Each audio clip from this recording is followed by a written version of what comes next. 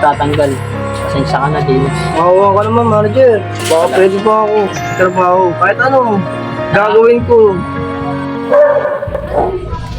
Mapuntahan niya si sir. Baka nandun si manager. Baka bali, walang panggastos sa bahay. Ano kaya to? Babaliin kaya ako dito ni manager. Baka over sa bali na ako. Eh, bahala na. Matry.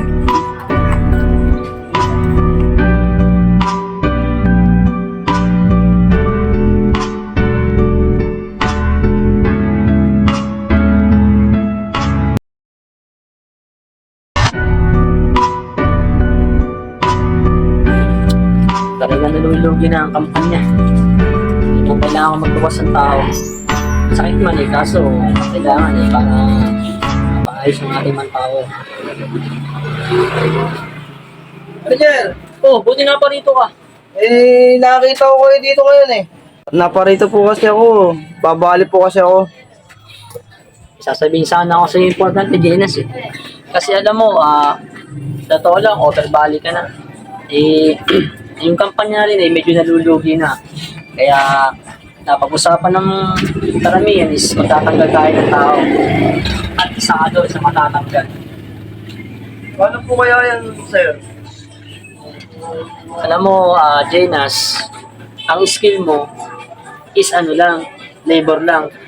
Ngayon, ang hinahanap natin sa trabaho natin yung may mga skill, diba? Pintor. Eh kaso nga lang, ang skill mo kinapos.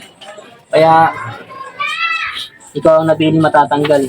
Pasensya ka na, Jenas. Mahawa ka naman, manager. Baka pwede pa ako makapag-trabaho. Kahit ano, gagawin ko.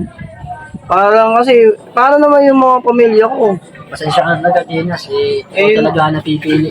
Bibili pa ako ng bigas sa bahay. Eh, wala kami pa ano. Wala tayong magagawa, Jenas. Pasensya ka na. Close. Wala na, parang. Grabe naman yun.